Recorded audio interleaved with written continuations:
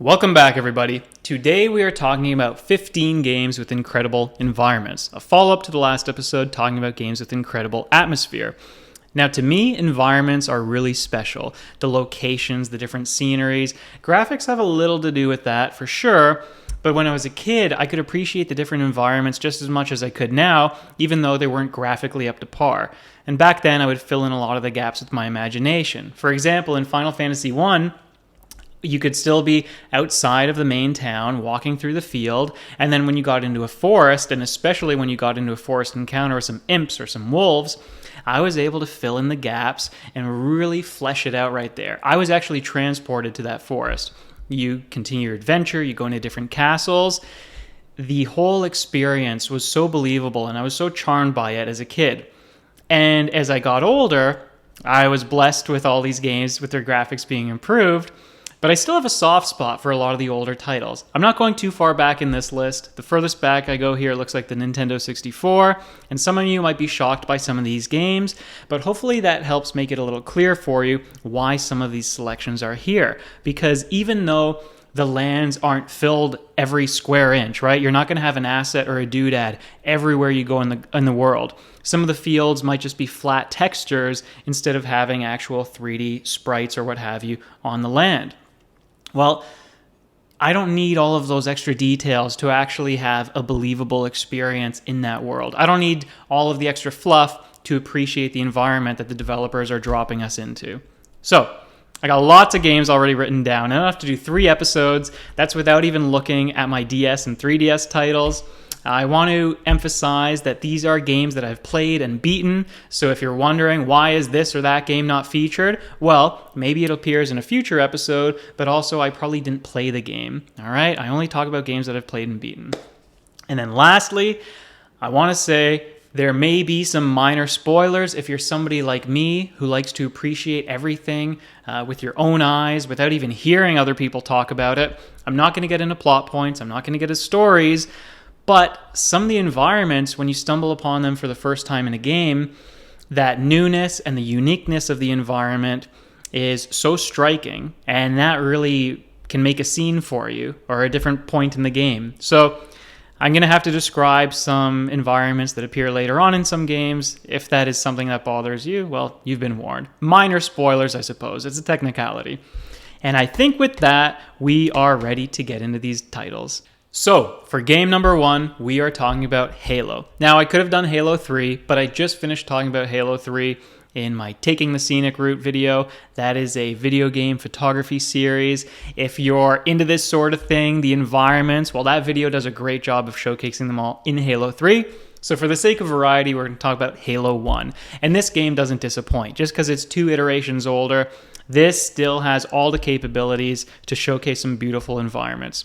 So the game starts out with you waking up in the spaceship, and it's chaos. You're under attack. But if you just take your time and you look around all the details, all the little fixings that are on the floor, on the ceiling, and on the walls, it's amazing how much work has gone into this. It is so believable. There are the different lockers, there are the cockpits, tons of little gadgets and gizmos all over the place. You can see that there would be places where people could store their guns. As you eventually go through the mission, it's amazing how parts of the ship have collapsed on itself. And so you're going to be ducking for cover, going underneath different things to get through. It's great. Some areas are more dimly lit. You have to use your flashlight. Other areas are illuminated by something being on fire. Completely believable trip to the future into the sci-fi setting. And that only continues and gets better as the rest of the game progresses. So in subsequent missions, you are exploring a new mysterious land, and the greenery in some of these missions is fantastic. I'll skip briefly to the beach mission, which a lot of you remember fondly as well, where you're just taken aback by how vast everything is and how you can drive the Warthog around this particular island, surrounded by the water, like I said. You can enjoy the coastline, you can enjoy the embedded structure that's in the center of the island. But going back to the greenery now, one mission always stands out to me in Halo, and it's the one where you're first encountering these waves of elites and of Covenant being dropped upon you. And as you're taking cover behind these different structures, dodging in and out, weaving between the trees, if you have the time, or maybe in between firefights, take a look up. Tilt your head up, take a look at what's behind the hills and the mountains, and you'll be blown away by those sights and visuals as well. Bungie always put very striking photos, I guess, in the early Halos into the skybox. And in Halo 3, there are some incredible ones as well. So Halo definitely deserves a spot to kick off this list. Game number 2, Undertale. And some of you might be surprised that I'm putting this on here because it's not even one of my favorite games. In fact, I think this is the most overrated game of all time. However, it does a few things really well. One of those things, the music. Maybe I'll do a video about that another time in the future. But in particular, one of the environments. And it's not like this is the most detailed environments ever.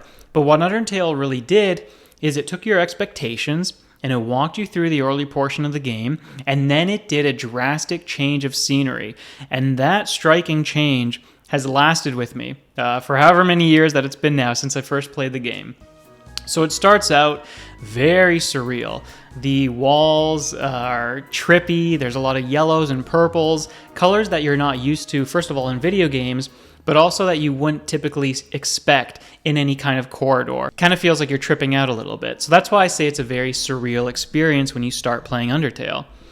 As you make your way out of this first area, you eventually come to a clearing.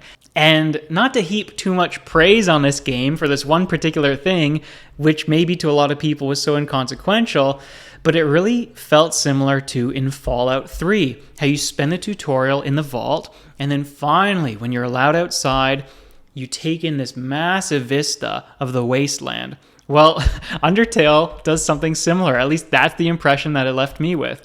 You finally finish up in these corridors, and you come to a snowy clearing, and you're walking through this snowscape, and it just feels so different. So while it may not be the most detailed environment, for me it was very memorable. I had to include it in this list. Undertale, for its myriad of environments, sure, but in particular this switch from the beginning of the game, which had one particular feeling, and then going to the quiet, eerie snowscape. Game number 3 is Pikmin. I can never get enough of talking about Pikmin. I just did it for my spring games recommendations, and here we are again just a few months later. Now, this could be Pikmin 3, this could be Pikmin 4. I haven't gotten to those titles yet. Pikmin was one of the highlights on the Nintendo GameCube for environments. I mean, that's what a lot of the game is all about, right? Showcasing these environments as you are on something that looks like a human world or an Earth-inspired planet, because you're seeing cardboard boxes that are larger than you are and larger than your Pikmin. It's such an interesting feeling playing this shrunken down character with your tiny little Pikmin companions, and you come across these household items or tin cans that have been littered. It's a great feeling. I've always appreciated in games when there are these macro and micro differences in the different worlds. Super Mario Bros. 3 is another one, which I'd love to include on one of these lists at some point. Not only that, though, it's not only the human elements that you come across, it's also just the natural environments, too. The different winding corridors of rock and dirt, or the bramble gates that you have to break down with your bombs. There's so much to see. Rotate the camera all over the place, take it all in. There's so much to appreciate. Of course, if you can bear with the time limit and the time constraints in the game. Hey, that's why it's nice to maybe play a level through one time and you take it all in, and then you play the level through a little more seriously. So Pikmin had to be on this list as well. Game number 4, Final Fantasy IX. Now, you can probably fill lists with JRPGs alone because there's so many great environments that you explore in JRPGs. I had to have some Final Fantasy, and I thought, why not give some love to Final Fantasy IX, since I usually don't speak too fondly about the game. I'll always remember when I first started that game up and seeing the town or the city of Alexandria. I could not believe how robust and how full it was with so many different things going on. It seemed like every other building was a building that you could enter. Every other NPC you could stop and talk to, and there'd be some sort of significant dialogue. It really transported you to this city that felt like the mecca of the world of Final Fantasy IX. It felt like this was the place to be. This had all the markets. This had the monarchy and the castle. This had the slums. This had the guards. Everything going on. The trade, you name it. And so just walking around in the early portions of the game and being amazed by how much you could do, going into the inn, and there's a little cutscene, an in-game cutscene, so to speak, where the inn characters have a funny interaction. I loved all of that, climbing up on the ladders and accessing the rooftops and seeing where you could go from there. It was all so much fun and so much to take in. And in Final Fantasy IX, you will continue adventure and you'll see so many different places around the world. Of course, there's the fields, and that features one of my favorite songs in all of gaming, Over Those Hills. I'll play a little bit here because why not?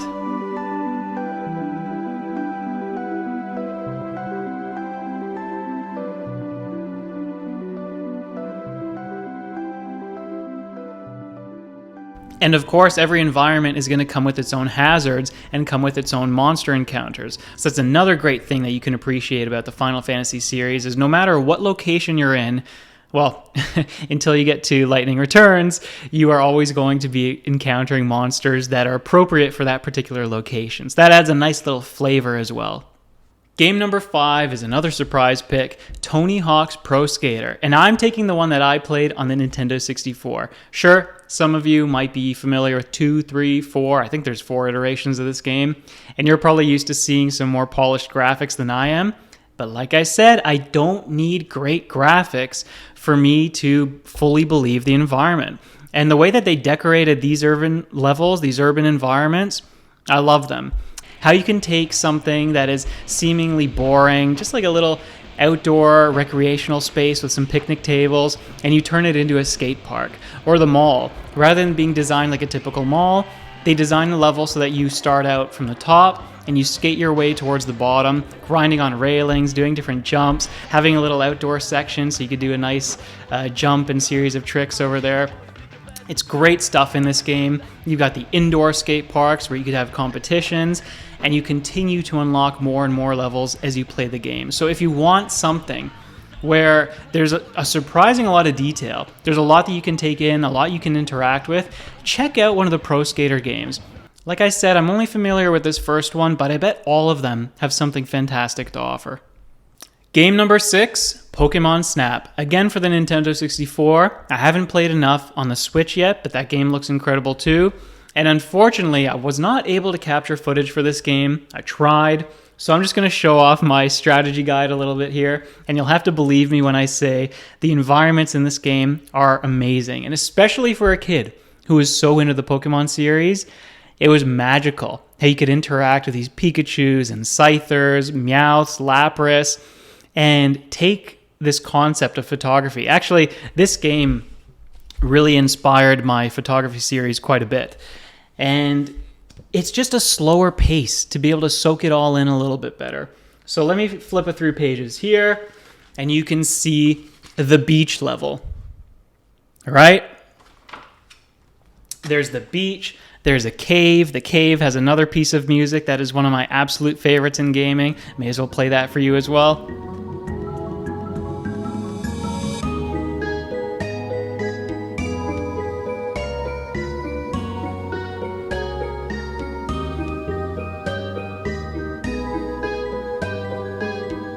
If you are someone who enjoys environmental exploration, you will love the Pokémon Snap games. The whole purpose is to take everything in that's around you, to have an eye for detail, and to be observant. You spin your camera around behind you, you're going to see a Pokemon appear on the tracks when you weren't looking. If you keep focused ahead, you might see Pokemon that quickly dart across the horizon. Maybe it's some flying Pokemon like a Fearow or whatever. I can't remember what Pokemon are featured where. But there's so much to see and how they are seamlessly integrated in their environments. This is basically what people have been asking for in their Pokemon games. Something like Magmar is coming out of a lava plume. That's the habitat that it has. Not what we got in Scarlet and Violet where, sure, the snow Pokemon or the ice Pokemon were in the snowy scenes.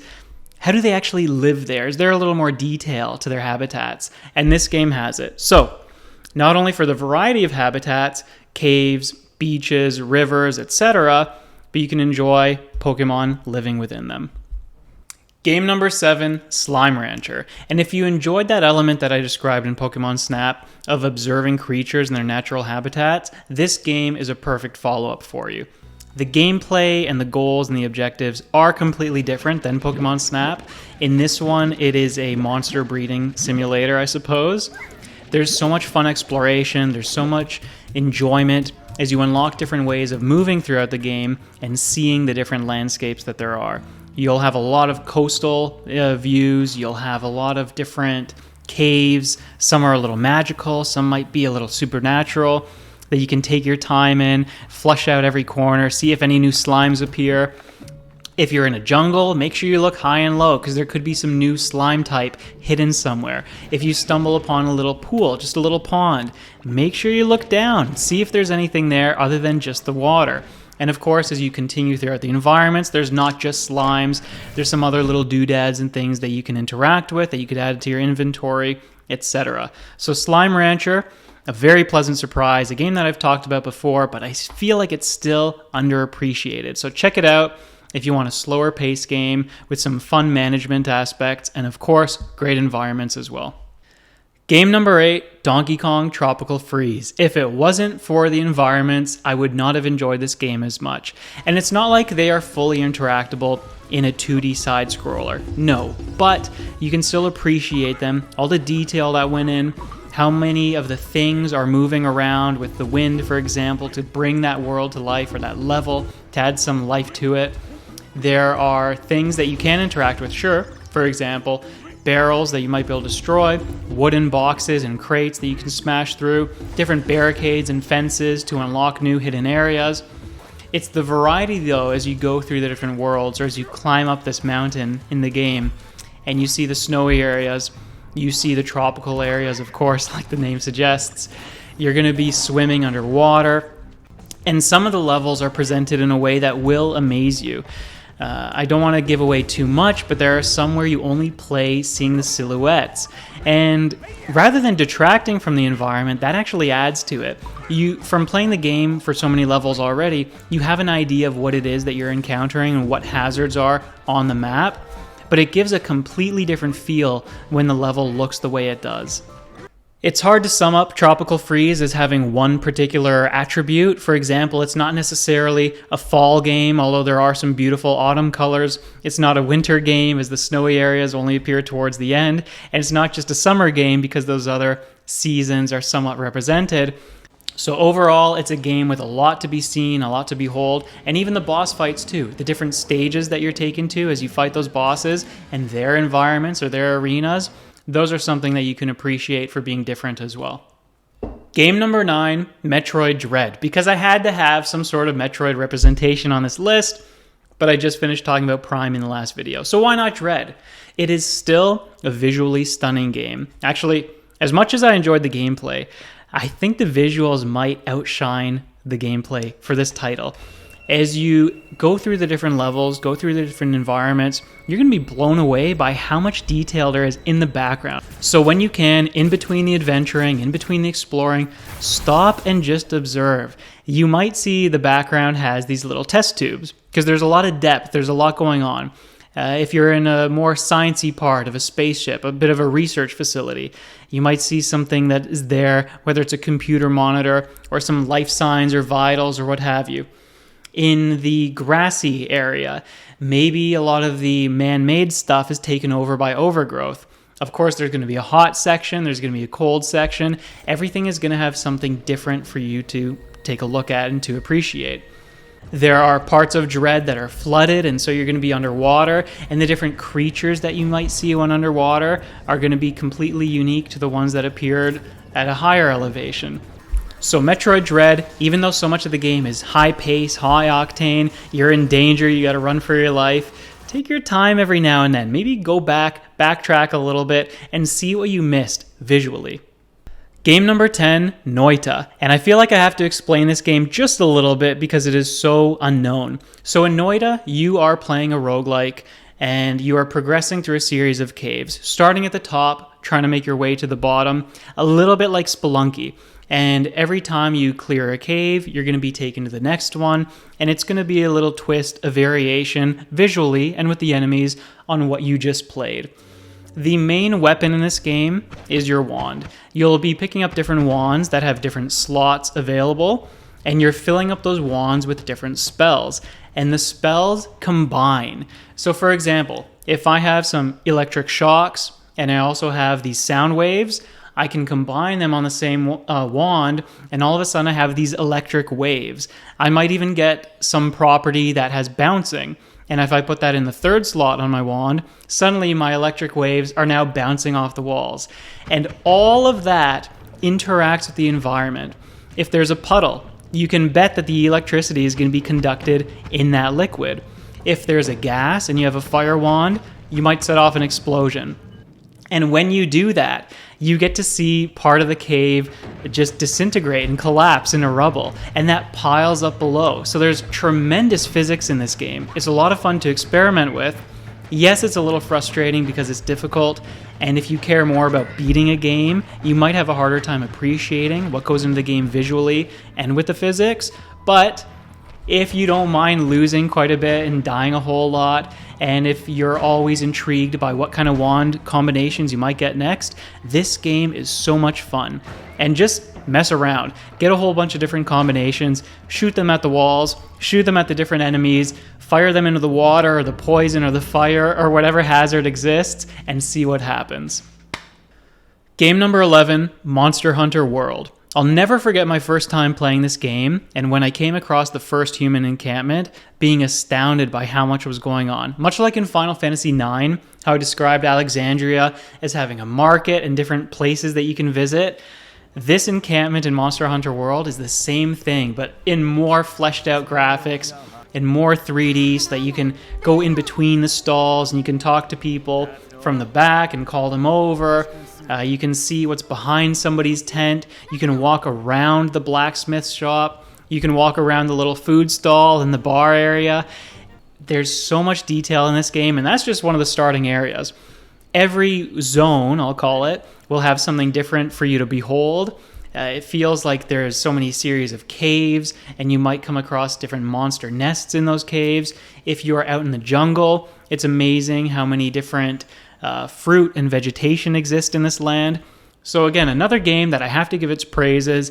Many of you know that this is not one of my favorite games of all time. It's also on the overrated list with Undertale. But I could not stop taking it all in when I played the game and wanting to see more. I would like to crouch down, stay hidden from the monsters, and just spin my camera around, see what might be to my right if it's an open area, what might be to my left if it's a little more closed off, because different things exist in the different spaces of the environment as well, whether it is the vegetation or the monsters themselves. And of course, if you want to just do a little bit of monster watching, you can do that too. Set up somewhere safe and just watch the herd of monsters as they pass by. Maybe you'll see that two monsters that are actually hostile towards each other might cross paths. And so you could watch a monster battle. It kind of takes me back to when I would watch Godzilla VHSs. So there you go, Monster Hunter World. I do have a lot of good things to say about that game. Game number 12, Deep Rock Galactic. And just a couple games ago, I was talking about all of the destructible environments in Noita and how much you can do with the different cave walls.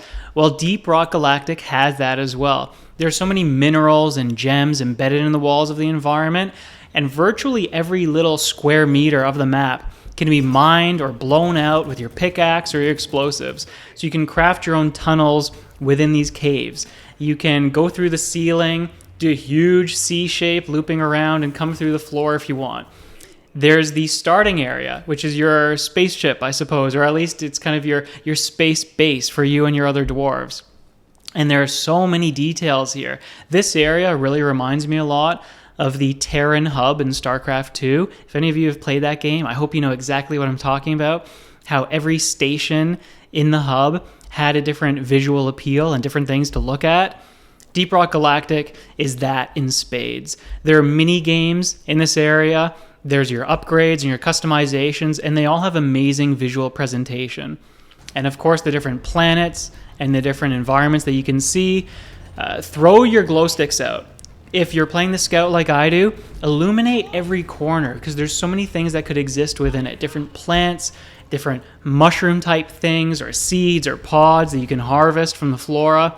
The different monsters that are going to be attacking you. Actually, on the difficulties that I've played, I haven't seen too much variation in the monsters, but I really appreciate the caves. I enjoy playing the game with my friends because there's always something different that I'll see. Game number 13 is going to take us back to 2005 when I first played MapleStory. Now, the game as it exists today is completely different than what I experienced with my friends all those years ago back in junior high. However, as I replayed the game for some footage today, I still saw a lot of the stuff that brought back so many memories. The low-level mobs, the snails, the mushrooms, the boars, the stumps, all those enemies that we used to whack at for hours, trying to kill hundreds of them so that we could get one level up or turn in 1 or 2 quests. Well, thankfully, that kind of progression doesn't exist anymore. You can speed up your progress through the game and get fairly high level, but the environments. What's so special about the environments? You can tell how passionate the designers were when they designed these different environments, when they drew them in and added all these different characters. And every character, you can tell there's a little bit of a backstory to them. What area are they hanging out in on the map? Is it a club? Is it a jazz bar? Is it somewhere a little bit shadier? Are they out in one of the forest maps? Speaking of the forest maps, it's amazing how sometimes you can go through a series of portals. Sometimes you take a hidden portal and you get to a new hidden location. And even if it's not significantly different from the last area you were in, there might be a new mob there. And so that always added a surprise to the environments that you could see. As you walked around and explored the island, you would come across the different towns. There were the magic folk who lived in the treetop area. There was the broken down, grimy city where the thieves lived. There was one place on top of the mountains, and that's where the warriors were. And I forget where the archers were right now, but that's okay. Like I said, there's a lot of different places that you can see and come across as you walk around the island. Traversal in this game is always so much fun, at least as far as exploration goes. Not necessarily that much fun when you're 20 minutes away from whatever your objective may be, but I think the game has worked on that a little bit. MapleStory is here for, my MMO pick this week or in this episode. I've played a few MMOs, and pretty much all of them have environments that are worth taking a look at, with so much work put into them. So there you go, number 13, MapleStory. Happy to talk about a game from my childhood. Game number 14, The Legend of Zelda, Ocarina of Time. And this is another one of those really magical games from when I was a kid. This is a game where I wasn't used to all of the typical and conventional gaming tropes that we have now, where all of these adventure games have to include a hot area, cold area, forest area, etc.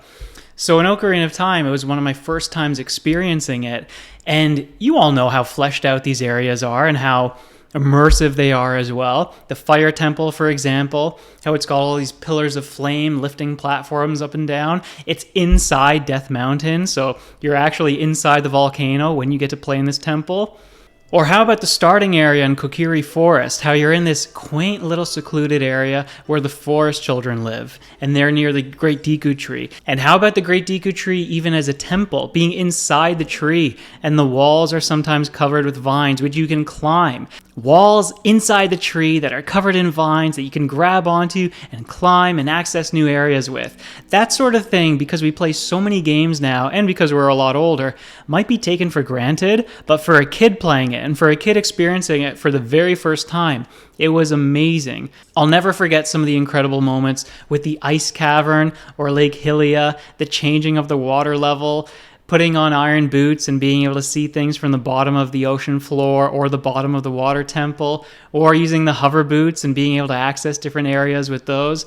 Ocarina of Time, a game with so many magical moments, one from my childhood, but one that I can replay today, and one that you should play today to still appreciate all the different environments. To wrap up this list, game number 15, Paper Mario. This is another one of my dearly beloveds from childhood, and a game that, yes, falls into those conventions of having hot, cold, ice, snow, forest, whatever, the different landscapes like that, but it does them all so well. When you're in dry desert, it's fully decorated with a different kind of architecture, with the outpost. There's so many different things and monsters. The Pokies are not green or some kind of jungly color, but they're that tan, yellow sand color. When you are in a jungle and you're finding your companion there and you're making your way through all the thickets and all the hazards and the vines there are different enemies that look like they've been on some kind of super fertilizer to make them so big. Or how about something close to the beginning of the game with Toad Town? Well, as you progress through the different chapters of the game, you unlock more parts of Toad Town, and you can meet different people. As you go inside the buildings and you talk to them, they've all got different things going on. One of them might be the town's cook. Give her a couple of ingredients and she'll serve up a tasty dish for you. Or you can go to the town with the Koopas. You can visit the Goombas. There's so much going on in this game. If you grew up as a fan of the Mario series, then this game brought so many of those things that we imagined to life, and it added so much detail and so much lore to the universe. If you're somebody who just likes RPGs with a more casual, laid-back nature, you're going to love this one with its different companions. And how can I go this long without mentioning the paper aesthetic of the game? That also adds a lot to the environments. Maybe Mario just turns on his side and he can slip in between someplace, in between a couple of buildings, and a new area is unlocked that way. That, of course, carries on with the 1,000-Year Door, but I do like the earlier things that I mentioned, the icy area, the desert zone. Those have always been some of my favorite locations in the Paper Mario series. So in this first instance of games with incredible environments, I've got to go with the original Paper Mario. It may not have more to explore. You definitely have more tools at your disposal in 1,000-Year Door. The locations that you can explore are preferred by me. And so that is a wrap on our first 15 games with incredible environments. Hopefully you enjoyed. I try to have a variety. Like I said, it was a little lacking on RPGs, and there weren't too many games from handheld devices. There certainly weren't a lot of games from PlayStation consoles. So if you want to contribute to the comments with any recommendations from those especially, I'd love to read about them. Maybe you're going to say some games that I have waiting in the rafters to appear in future videos. But like the last video, there were a lot of titles that I wasn't even expecting or had on my list. So please take to the comments, flood them with all of your recommendations. I'm going to enjoy reading about them and talking about them with you. And that's it for now. Thanks everybody for watching. As always, see you in the next one.